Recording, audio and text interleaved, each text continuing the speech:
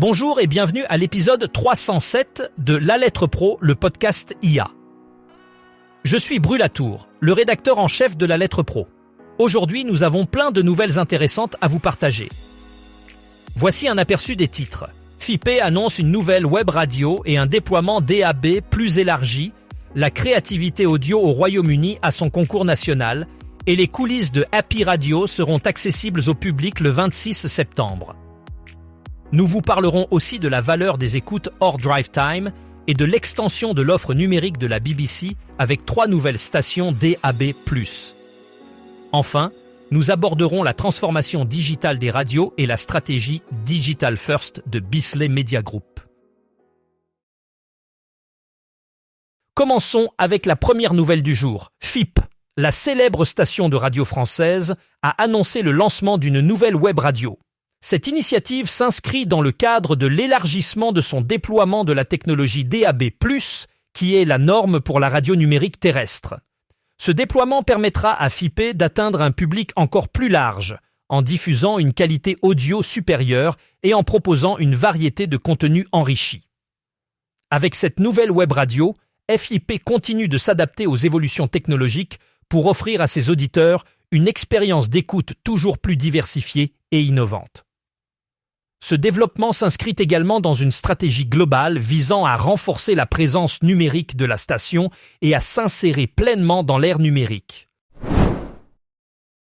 Au Royaume-Uni, la créativité audio est mise à l'honneur à travers un concours national qui célèbre l'innovation et la diversité dans le domaine de l'audio.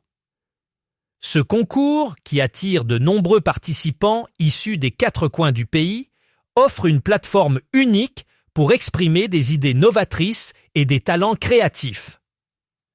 Il s'adresse aux professionnels de l'industrie audio, des producteurs aux créateurs de contenu, en passant par les techniciens, et vise à promouvoir l'excellence dans la production audio.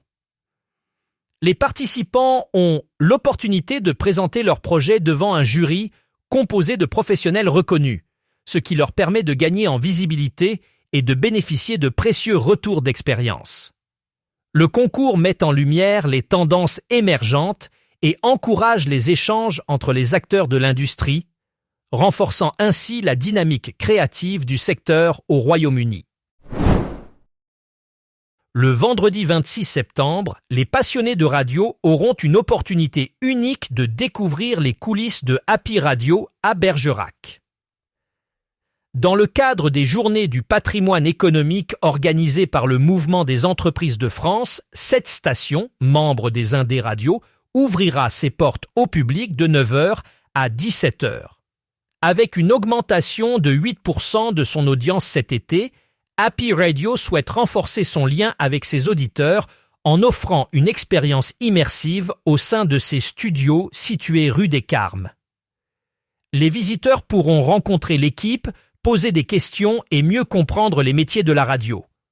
Cette initiative met en avant l'engagement de la station envers la communauté locale, tout en soulignant son rôle dans l'écosystème économique et culturel de la Dordogne.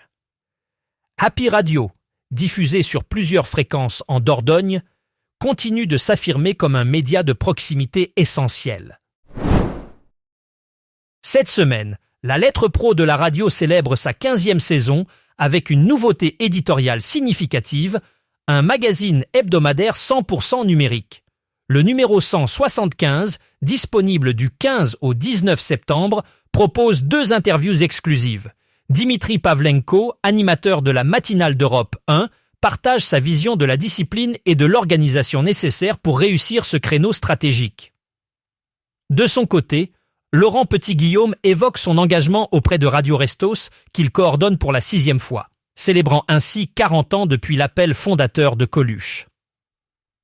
Ce numéro inclut également des analyses sur la baisse de 9,5% de la durée publicitaire radio et la croissance de 21,1% de l'audio digital. Des dossiers sur l'innovation, l'intelligence artificielle et les évolutions du marché musical et radiophonique enrichissent ce contenu.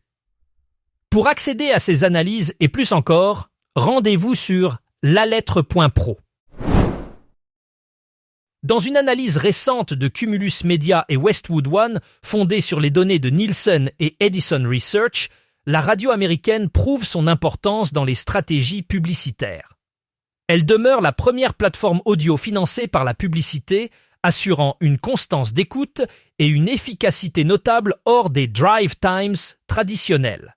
Selon Nielsen, la radio AM/FM touche 87% des Américains chaque semaine, surpassant la télévision en direct et différé qui atteint 72%. Parmi les 18 à 49 ans, la radio capte 83% de l'audience, contre seulement 59% pour la télévision. Les données d'Edison Research montrent que 68% des écoutes audio financées par la publicité sont consacrées à la radio AM/FM, bien devant les podcasts, Spotify et Pandora. Cette position dominante se confirme même pendant les périodes de fête, où la radio maintient une portée hebdomadaire stable. Une étude de perception révèle que 58% de l'écoute de la radio AM/FM se fait en dehors des drive times matinaux et de l'après-midi, une réalité souvent sous-estimée par les annonceurs. En effet, les milieux de journée et les week-ends représentent des plages d'écoute majeures, ce qui offre une excellente occasion d'exposition pour les campagnes publicitaires. Nielsen définit 4 niveaux d'investissement pour les campagnes radio, permettant aux annonceurs de calibrer l'intensité de leur plan et de maximiser leur portée. En réallouant 20 à 30% des budgets TV et digitaux vers la radio, les annonceurs peuvent réaliser un gain de portée de 40 à 75% pour le même investissement. La radio AM/FM s'avère donc être un média essentiel pour amplifier l'efficacité des stratégies cross-audio et cross-média, en offrant une couverture incrémentale significative par rapport au digital et à la télévision. La British Broadcasting Corporation, mieux connue sous le nom de BBC, continue d'étendre son offre numérique en lançant 3 nouvelles stations sur le réseau DAB+. Ces stations visent à élargir encore davantage la portée de l'organisme britannique en proposant un contenu diversifié et innovant au public. En s'appuyant sur la technologie DAB+, la BBC assure une qualité sonore supérieure et une meilleure couverture géographique. Cette expansion fait partie d'une stratégie globale visant à renforcer la présence numérique de la BBC et à s'adapter aux habitudes d'écoute en constante évolution. En outre, ces nouvelles stations permettront à la BBC d'attirer de nouveaux auditeurs et de répondre aux attentes d'un public de plus en plus connecté. Avec cette initiative, la BBC montre qu'elle est déterminée à rester à la pointe de l'innovation dans le domaine de la radio numérique. Aujourd'hui, nous explorons comment réussir la transformation digitale des stations de radio, un sujet crucial dans l'industrie actuelle. Alexis Hu, fondateur d'Audiotic et auteur de Radio's Digital Transformation Playbook, propose une approche pragmatique qui met l'accent sur la méthode, la culture et les talents, plutôt que sur les seuls outils technologiques. Selon lui, il est essentiel d'intégrer le digital au cœur de la stratégie radio, et non de le traiter comme une simple extension. Cette transformation doit être perçue comme une réinvention complète de la manière dont une station crée et capte de la valeur. Alexis Hu souligne que le succès de cette mutation repose sur l'acceptation du digital comme un élément fondamental de l'identité de la station, ce qui nécessite un changement de mentalité et une adaptation continue aux nouvelles technologies. Cette vision holistique est cruciale pour les radios qui souhaitent rester compétitives et pertinentes dans un paysage médiatique en constante évolution. Aujourd'hui, nous plongeons dans la stratégie audacieuse de Beasley Media Group, qui a choisi de mettre l'accent sur une approche digital first. Cette décision marque un tournant décisif pour l'entreprise qui souhaite s'adapter aux nouvelles habitudes d'écoute et de consommation des médias. En privilégiant le digital, Beasley Media Group entend renforcer sa présence en ligne et capturer un public plus jeune et plus connecté.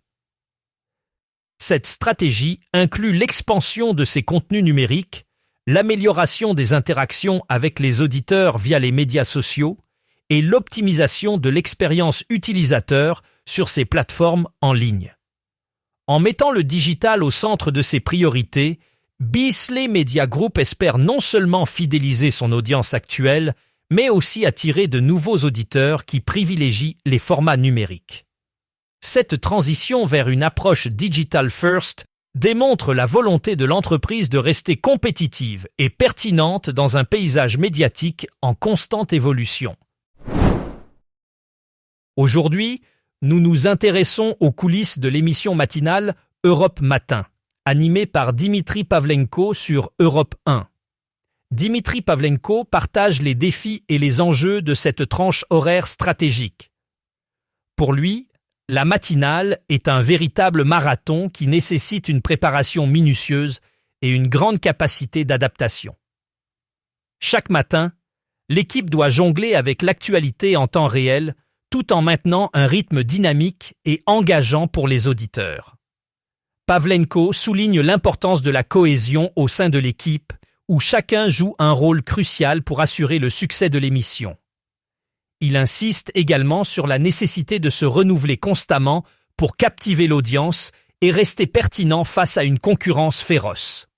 Enfin, il aborde l'impact des nouvelles technologies et de l'innovation numérique, qui transforment la manière dont les émissions sont produites et consommées aujourd'hui. Cette immersion dans les coulisses d'Europe Matin offre un aperçu fascinant des rouages d'une émission phare de la radio française. Aujourd'hui, nous examinons l'article d'Audiotique sur les stratégies, défis et la transformation numérique dans le secteur de la radio. Audiotique, une entreprise spécialisée dans le numérique, met en lumière l'importance d'une stratégie claire pour réussir cette transition cruciale. Leur approche se concentre sur 3 axes principaux: la stratégie, les défis et la transformation numérique. Audiotique insiste sur le fait que les stations de radio doivent adopter une vision à long terme et s'adapter aux nouvelles technologies pour rester compétitives. Les défis incluent la gestion du changement, l'intégration de nouveaux outils et la formation des équipes. La transformation numérique est perçue non seulement comme une adaptation technologique, mais aussi comme un changement culturel au sein des organisations. En mettant l'accent sur l'innovation et la flexibilité, Audiotique propose des solutions sur mesure pour accompagner les radios dans cette évolution. Merci d'avoir écouté cet épisode de La Lettre Pro, le podcast IA.